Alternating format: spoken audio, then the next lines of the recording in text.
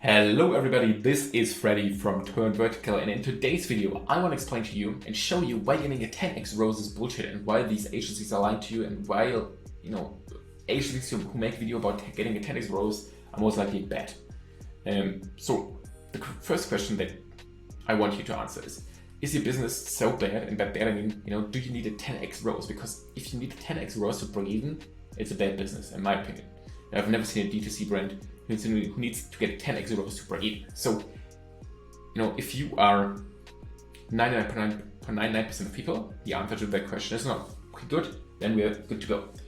Then the second question is, does your business or does your agency focus on the wrong metrics? Because in most instances, the answer to that question is yes. People obsess over ROAS while it's not anywhere near being a North Star metric. Like, you should not really pay attention to your ROAS. Definitely, I mean, you should, but not in that way. And I'm going to explain to you why that is. So, the only metrics that you should care about, of course, there are more metrics, but I want to make this a simple video, right? Is growth. Are you growing year over year, month over month, or week over week? And then, is your profit still there? Is my CPA, the overall CPA that I'm getting, from all sources combined, Facebook, TikTok, Snapchat, Google Ads, email marketing, like, is my overall ROAS, ecosystem ROAS, is what people call it, is that below my target CPA? Because if that's the case, then you can grow, right? If you have like a $50 CPA on Facebook and your target CPA is $40, but overall your business you're getting 35, you can still scale, right? You may have to eliminate and reallocate resources, but it's still, you could theoretically scale with Facebook ads. If maybe your email is so good that you can get your Facebook CPA to be 50 because it drops down to 40, with email marketing, for example, right? But the essential question is my CPA that I'm currently getting below my target CPA? If it is, you can grow, right? So let me give you an example. I'm gonna take ROAS for this example because obviously AV, plays into your target CPA, etc. So I'm just gonna make it super simple just by looking at ROAS. Then Facebook. I'm gonna make this super simple. You have agency one, they spend 10K and they give you 10x ROAS. Great. You make 100K in revenue, and your costs are 20K, and you make 80K in profit. Great. I mean, that's definitely not bad. You should be proud of this, of getting that result 100%. But let's look at example 2 or agency 2. They spend 100K and get you like a 4x ROAS, for example.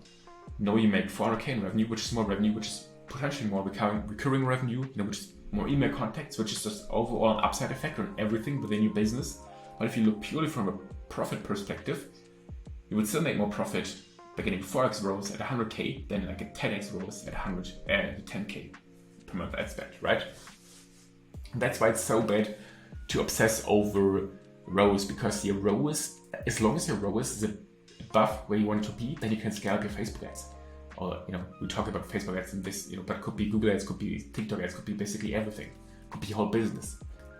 And that's why it's so bad to look or to focus on ROAS purely because yes, you may be very, very profitable, but if you can't scale, like if your goal is to always keep it at 10x, you can't scale with it because you will never, I'm not saying never, there might be a few instances where you D2C brand, you get 10x at 100K per day, 100K per month spent.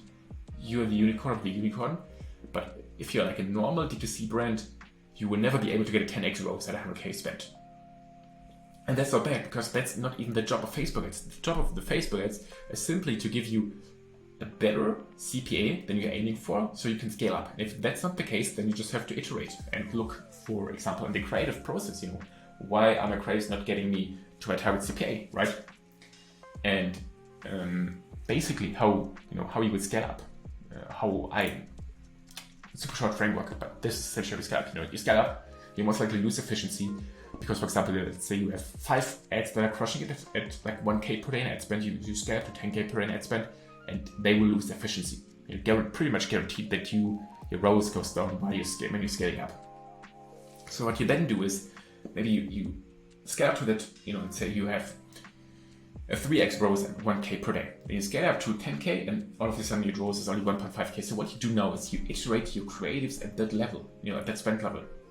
And that's how you really get efficiency. You test your creatives, you iterate your creatives, improve your creatives at that spend level, and that's how you really get efficiency. And then you can scale up to, let's say, 200K, boom, you start reiterating again, and you might not get the 3x ROAS that you're getting at like at 1K per day, but it's definitely possible to like scale with like a 2x ROAS for sure at like 100K to 300K per month in ad spend.